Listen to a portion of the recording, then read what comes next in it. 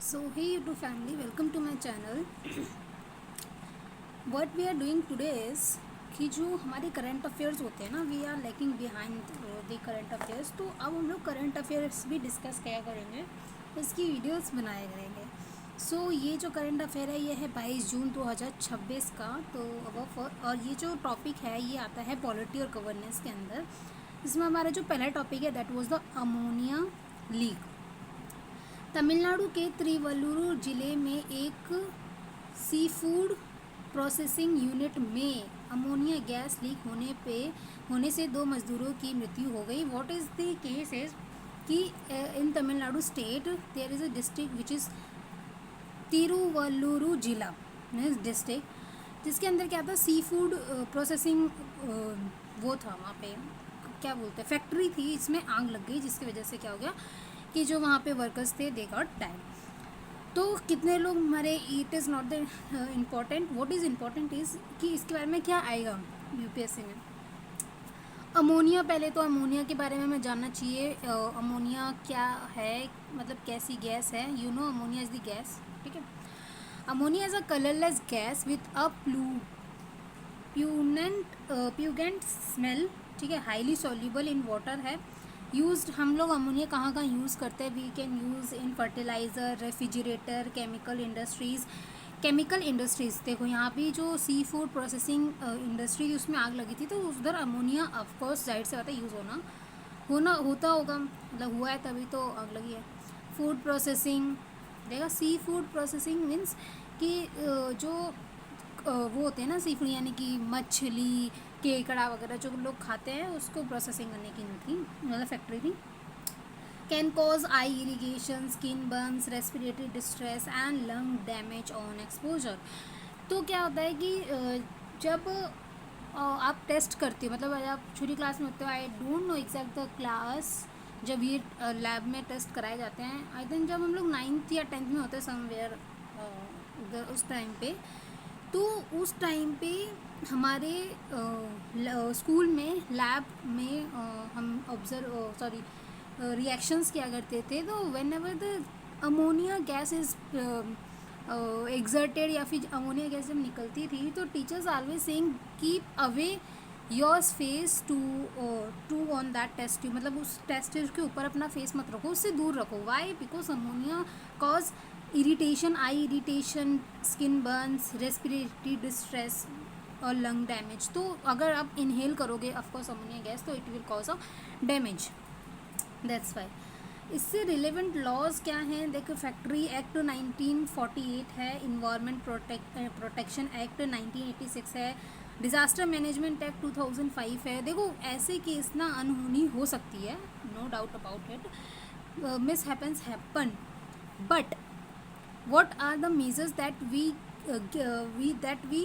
doing, या फिर जो क्या हम ऐसे measures ले रहे हैं, we are taken, what are the measures that we are taken to reduce that risks or to make someone accountable.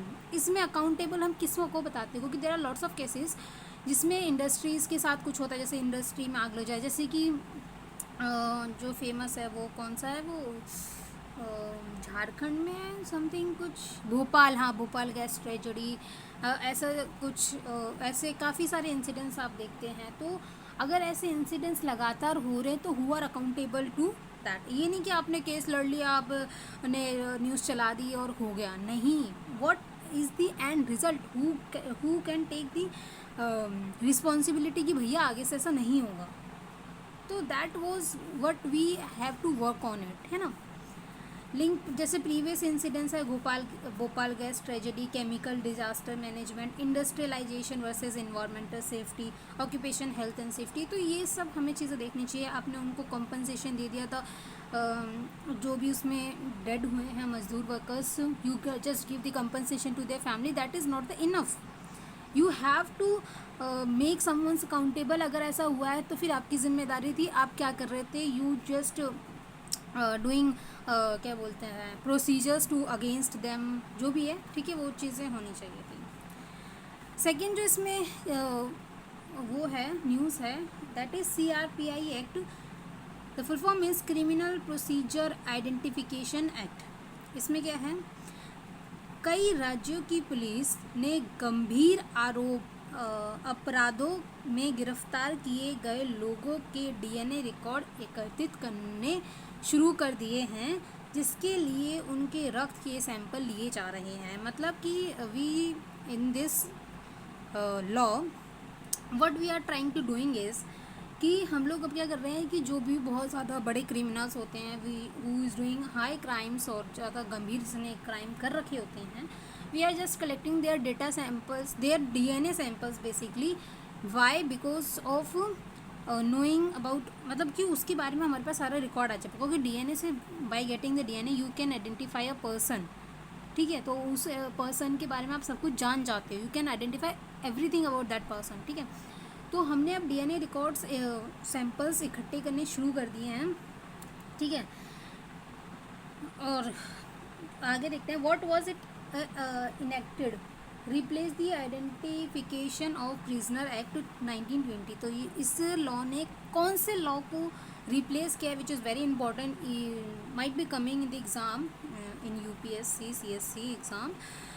It replaced the Identification of Prisoner Act 1920. Intend to modernize what this act, मतलब what this act make impact. It will modernize criminal investigation using biometric and forensic evidences. ठीक है, हम लोग modernise कर रहे हैं criminal procedure को, ताकि हमें, देखो modernisation is important. You can't follow by now the traditional way of anything. मतलब ज़रूरी नहीं है कि केवल इस क्रिमिनल में अब भी आप ट्रेडिशनल वे पे ज़्यादा चल नहीं सकते हो, क्योंकि मॉडर्नाइजेशन इज़ इम्पॉर्टेंट, क्योंकि इतना आगे देश बढ़ चुका है। तो we are also doing the modernisation of this act. Then what are the measurements that we are taken, मतलब हम लोग क्या क्या एज अ सैम्पल इकट्ठा करने वाले हैं of that criminal. That is first is fingerprint, which is absolute, मतलब हर बार ही लिया जाता है, तो fingerprint is important, no doubt. Fingerprint, palm print, footprint, photographs, iris and retina scan. Iris you know, जब हम लोग आधार बनवाते हैं तो वहाँ पे आइरिस स्कैन होता है। Signature, hand writing, physical and biological sample in specified cases. अगर हमें ऐसा ज़रूरत लगती है कि ये क्रिमिनल के हमें फिजिकल और बायोलॉजिकल सैंपल्स लेने हैं, तो we can take it. Who can be required to give measurements, कौन मेज़रमेंट देगा, मतलब ये जो हम लोग सैंपल इकट्ठे कर रहे हैं, सो मेज़रमेंट देगा कौन? पहला देगा कन्विक्टेड पर्सन, यानी कि जिसको पकड़ा है पुलिस ने, वो इंसान देगा। दूसरा देगा जो अंडर ट्रायल चल रहा है, ठीक है, वो देगा। पर्सन अरेस्टेड फॉर ऑफेंसेस, जो जाहिर सी बात है जो किसी ऑफेंस के लिए पर्सन अरेस्ट हुआ गया है। Certain person detain under preventive provisions, जो प्रिवेंटिव डिटेंशन होता है उसके अंदर अगर कोई ऐसा पर्सन लगता है विच गवर्नमेंट नीड कि ये दे, तो वो देगा। Magistrate can order collection of measurement, तो मैजिस्ट्रेट होता है which you are aiming to become, तो अगर आप ऑर्डर देते हैं तो आपकी ऑर्डर पे भी हम कलेक्ट कर सकते हैं मेजरमेंट, मतलब उसका सैंपल ले सकते हैं हम। इसमें रोल क्या है एनसीबी का, national crime record bureau. What is their role? It is a nodal agency, no doubt, क्योंकि वो है ही उसी चीज़ पे, तो वो तो नोडल एजेंसी होगी। एनसीबी करेगा क्या? एनसीबी कलेक्ट करेगा डाटा को, स्टोर करेगा, प्रिजर्व करेगा, share and destruction of records, मतलब कि अगर ज़रूरत है तो वो शेयर भी करेगा, और अगर उस रिकॉर्ड को, जैसे कि अब हो गया, अब हमें लगता है कि हमें अब और नहीं उस रिकॉर्ड को रखने से मतलब है, तो वो उस रिकॉर्ड को डिस्ट्रक्ट भी कर देगा। हम किसी भी रिकॉर्ड को अप टू 75 ईयर्स ही रखेंगे, क्योंकि उसके बाद जो भी वो पर्सन होगा, जाहिर सी बात है वो खुद ही इतना बुढ़ा हो जाएगा कि ही और she is not able to do a crime, ठीक है। तो उसके बाद 75 ईयर्स के बाद वी कैन, नहीं मतलब जो एजेंसी है, they can destroy there data. Certain records can be destroy if a person is released without trial और एक्यूज्ड सब्जेक्ट टू रूलर्स। तो अगर कोई ऐसा इंसान है जो कि विदाउट ट्रायल, मतलब कि बस उसको एक संदेह के तौर पे, संशय के तौर पे पकड़ लिया था, और फिर बाद में ट्रायल पे पता चला कि वो निर्दोष है, तो हम उससे, अगर हमने सैंपल ले लिए तो हम उसके सैंपल्स को डिस्ट्रॉय कर सकते हैं हम। इसमें जो मेंस के लेके जो इश्यूज आएंगे, that what is that, privacy concern आ जाएगा। मतलब डीएनए सच क्या बोल सकते हैं, बिग थिंग, मतलब वो कोई छोटी चीज़ नहीं यार। डीएनए से you can get everything about that person, that might be their personal life, that might be their public life, you can get everything about that person. तो it must to be a concern of privacy, तो here is violation of article 21, right to life and personal liberty, right to privacy judgement जो कि KS. Puttaswamy versus union of India के केस में आया था right to privacy को लेके, तो वो इधर कहीं ना कहीं कंसर्न है। Article 20 part 3 sub clause 3 debate whether compulsory collection of biometric and biological data violates right against self incrimination. मतलब कि अगर इंसान मतलब जो क्रिमिनल है, देखो अगर कोई ऐसा क्रिमिनल है जो बार बार क्राइम कर रहा है तो भाई उसकी मत सुनो, okay it is okay to give punishment to them. But अगर कोई ऐसा इंसान है जिसने पहली बार क्राइम किया और किसी रीज़न से किया है या फिर उसके पास कोई ऑप्शन नहीं था, मतलब ऐसे काफ़ी सारे, देखो हर कोई criminal case is not the case कि भाई ये गलती है, ठीक है। देयर आर समटाइम्स मजबूरी कहते हैं किसी को, या फिर उसके पास कोई ऑप्शन नहीं बचता, ऐसा कुछ होता है, तो वो फिर उसको आप उस नज़र से नहीं देख सकते ना कि भैया तो है ही बेकार आदमी, ठीक है। तो ऐसे टाइम पे अगर आप मतलब इस बात से कोई रिलेशन नहीं है, मतलब इसमें क्या दिया गया है आर्टिकल 20 पार्ट 3 में कि जो क्रिमिनल है ना उसकी भी सहमति होनी चाहिए by giving their DNA sample. मतलब वो अगर अपना डीएनए सैंपल दे रहा है तो it must be the permission with, मतलब permission is also granted by him और हर, ठीक है। उसकी परमिशन के बाद ही you can take a DNA sample. But इस लॉ में क्या आ रहा है कि आपको तो डीएनए सैंपल कलेक्ट करना है, अगर आपको परमिशन मिलती है नहीं मिलती है it doesn't matters, but you just collect the DNA sample. तो ये एक इशू है, मतलब सीधी सी बात है, राइट अगेंस्ट सेल्फ इंक्रिमिनेशन का। मास सर्विलेंस कंसर्न, इसमें क्या होता है, critics argue that large biometric database should release surveillance risk if safeguards are weak. ऐसा भी हो सकता है कि भाई आपने कलेक्ट कर लिया बट आपके पास उतनी अच्छी सेफ्टी वो नहीं है, मतलब क्या बोल सकते हैं, सेफ्टी गार्ड्स नहीं है, तो वो हो सकता है डाटा लीक हो गया। तो भाई ये तो किसी की लाइफ पे बनाएगी ना, कोई ज़रूरी नहीं है ना कि पैदाइशी क्रिमिनल हो या फिर उसने क्राइम मतलब जानबूझ के क्या, समटाइम्स इट हैपन्स, समटाइम्स मजबूरी हो जाती है किसी की कि भाई उसे क्राइम करना पड़ता है, तो उस केस में अगर उसका डाटा लीक हो गया तो वैसे ही मर जाएगा, ठीक है, कोई और तो उसके पीछे ही पड़ जाएगा ना। देखो क्रिमिनल की भी सेफ्टी देखी जाती है, ऐसा नहीं है कि वो क्रिमिनल है तो जस्ट किल देम, पूरी बात देखी जाती है। अगर उसने बहुत ज़्यादा हीनियस क्राइम किया था तो मैं तो खुद कहती हूँ भैया उसको निपटा दो। बट एक किसी केस में उसको पकड़ लिया गया, ठीक है, और उसको डिक्लेयर ही कर दिया कि वो क्रिमिनल है, तो that was not the good.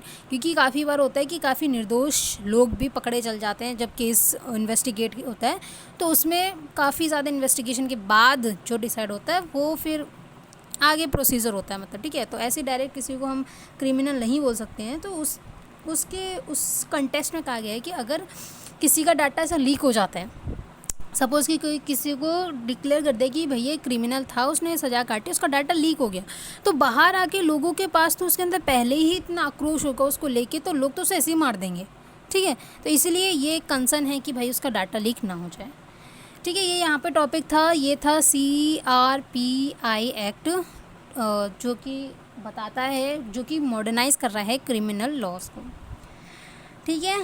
Third is international yoga day. What is that act is, theme है, इसकी थीम क्या है, योगा फॉर हेल्दी एजिंग। मतलब कि जो इंसान बूढ़े हैं उनके लिए योगा बहुत ज़्यादा हेल्दी है। मतलब इसमें ज़्यादातर मोटिवेट किया गया है जो बूढ़े लोग हैं ना, जो मतलब योगा से बूढ़े लोग तो अपनी लाइफ अच्छी कर ही सकते हैं। मतलब yoga is good for everyone, not only बूढ़े लोग। बट इस बार की जो थीम है that was yoga for healthy ageing. तो basically what does it mean is, अगर आप योगा करते हैं ना तो आप अपना बुढ़ापा सुधार सकते हो, ठीक है। क्योंकि बुढ़ापे में देखो बहुत ज़्यादा दिक्कतें आती हैं, नो डाउट अबाउट इट, कि आप you are not that much physically strong, not that much mentally strong, not in a stable condition, ठीक है। तो there are lots of concern जब आप बूढ़े हो जाते हो। तो आप बूढ़े हो जाते मतलब कि योगा क्या करेगा, आपकी बुढ़ापे को सुधार सकता है। योगा हैज़ द कैपेबिलिटी, ठीक है। सेलिब्रेटिंग हर साल 21 जून को सेलिब्रेट किया जाता है।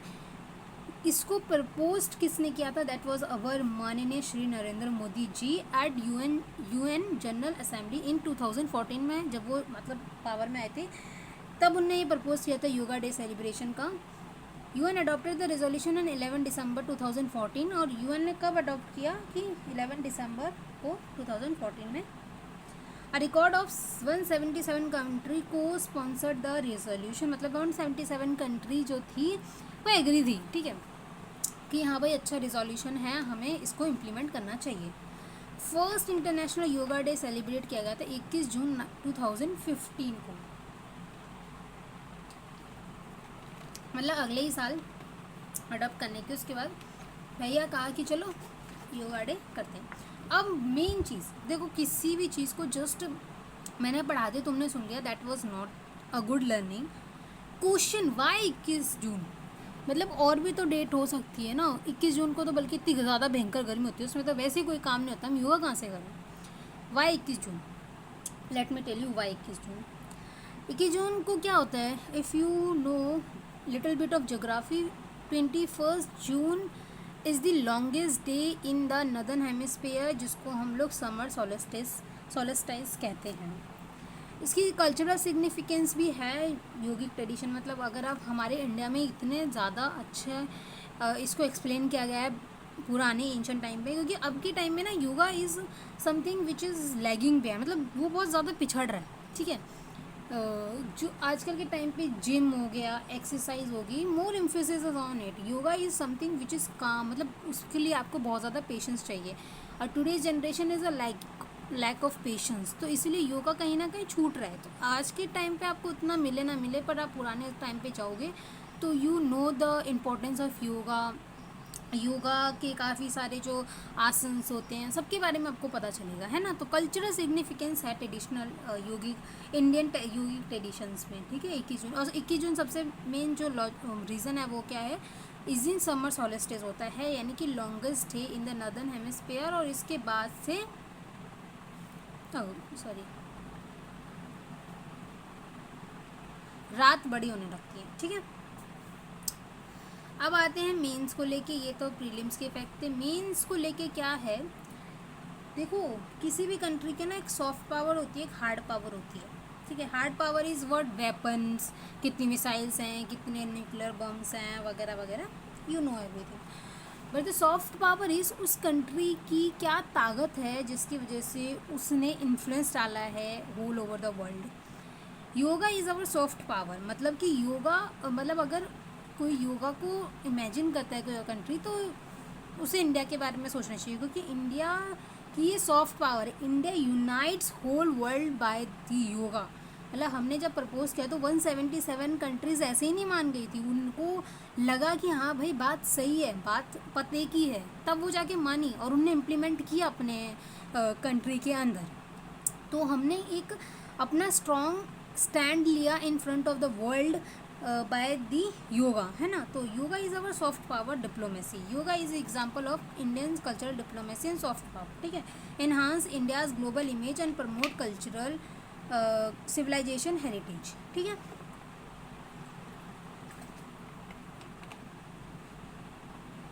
Next is public health significance. अब yoga is what you can cure almost every disease, मतलब मैंने जितना भी सुना है डिजीज़ के बारे में, मुझे ज़्यादा डिजीज़ की नॉलेज नहीं है, बट जितनी भी मैंने मेन सुनी है वो तो भाई योगा से प्रिवेंट होने वाली है। और अगर ऐसी कोई डिजीज़ है जो कि नहीं होने वाली, पर भी आप योगा प्रैक्टिस करते हैं तो जो उसका इम्पैक्ट है वो कहीं ना कहीं कम हो सकता है, ठीक है। Yoga is most powerful thing. इंसान को या फिर आजकल के यूथ को पता है नहीं पता, I don't know, but yoga actually a most powerful thing, वो विच मेक्स यू काम। मतलब yoga is a practice which is only done when you are calm. मतलब अगर आप शांत हैं तभी आप योगा कर सकते हैं, और अगर आप शांत नहीं हैं तो शांत होने के लिए योगा कर सकते हैं, ठीक है। Okay, that is the different thing. Okay, public health significance helps reduce lifestyle disease such as obesity, diabetes, hypertension, stress, this is all prevent by the yoga और reduce supports preventive health care and mental wellbeing. क्योंकि आजकल के generation में जो सबसे ज़्यादा देखी गई चीज़ है ना, वो somewhere they are not mentally satisfied, है ना। वो कुछ भी कर ले, they are not mentally satisfied, तो that sense of satisfaction is only come when you are stable, when you are calm, when you are think positively, है ना, तभी जाके आप समझ सकते हैं कि आप सेटिस्फाई क्यों नहीं है। तो वो सब चीज़ें ऐसे ही नहीं आ जाती किसी के अंदर। अगर इतना ही आसान होता तो एवरीवन आर ज्ञानी, हर कोई ज्ञानी होता, बट ऐसा नहीं है। तो वो स्टेट लाने के लिए अपने लाइफ में you have to practice yoga. अगर आपको योगा नहीं जम पा रहा है या नहीं आपसे हो रहा, क्योंकि हर चीज़ हर किसी से नहीं होती, तब आप एक्सरसाइज वगैरह भी करें। और ऐसा भी नहीं है कि योगा करें या फिर या तो योगा करें या तो एक्सरसाइज करें, आप दोनों भी कर सकते हैं, ऐसा कुछ नहीं है। So both are good. Healthy ageing मतलब जब हम बुढ़ापे में जाते हैं तो you know flexibility, balance, mental health, quality of life सब कुछ डिक्रीज होने लग जाता है। तो ये सब कुछ इम्प्रूव कर सकता है योगा। और इसमें सस्टेनेबल डेवलपमेंट जो गोल्स हैं उसके साथ अगर आप लिंक करते तो that makes a good answer for the mains. Is SDG जो 3 है वो हमारा कहता है good health and wellbeing. SDG जो 4 है वो कहता है क्वालिटी एजुकेशन। अब योगा से कैसे क्वालिटी एजुकेशन आपको ले सकते हैं, देखो, meditation is a form, is a asana which is perform, which is a part of the yoga. तो मेडिटेशन से ना आपका कंसंट्रेशन लेवल, आपका फोकस, वो सब बढ़ता है, ठीक है। तो जब आपका कंसंट्रेशन लेवल बढ़ेगा, फोकस बढ़ेगा, तो जाहिर सी बात है आपकी जो लर्निंग कैपेसिटी है ना वो बढ़ेगी। जब वो बढ़ेगी तो no doubt you get a good marks, you get a better education, you know कि क्या चल रहा है, you can link with the topics. क्योंकि आजकल ना पता है सबसे बड़ी प्रॉब्लम क्या है, इवन विथ मी, कि वी हैव डोंट, मतलब हम पढ़ लेते हैं, we can read everything, we can know everything, but we can't link. क्योंकि उस लिंकेज के लिए ना यू हैव व्हाट यू, मतलब कि सॉरी, उस लिंकेज के लिए तुम्हें चाहिए क्या, व्हाट यू वांट इज़ कि आपको उस टॉपिक के बारे में थोड़ी डीप नॉलेज हो। थोड़ा सा कनेक्शन आप तब बिल्ड कर पाते हो जब आपको वो टॉपिक याद हो, ठीक है। तो जब डीप नॉलेज आप ले लेते हैं, जब आप उस टॉपिक को याद करते हैं, तब जाके आप चीज़ें कनेक्ट कर सकते हैं। तो वो जो याद करने वाली कैपेबिलिटी है ना वो योगा के थ्रू आती है। जब आप मेडिटेशन करते हैं तो आप मेंटली शांत हो जाते हैं, your retention power is increased. तो उस टाइम पे ऐसा होता है, ठीक है। यहाँ पे एक कोट दे रखा है, कोट पढ़िए और ये कोट अपने आंसर में ज़रूर लिखिएगा। Yoga is not merely exercise, it is the way to discover the sense of oneness with your self, the world and the nature. Yoga कोई एक्सरसाइज नहीं है, ठीक है। योगा अपने आप को डिस्कवर करने का एक ज़रिया, आप अपने आप को पहचान पाते हैं बाय डूइंग योगा, वर्ल्ड को जान पाते हैं, नेचर, प्रकृति को समझ पाते हैं, ठीक है।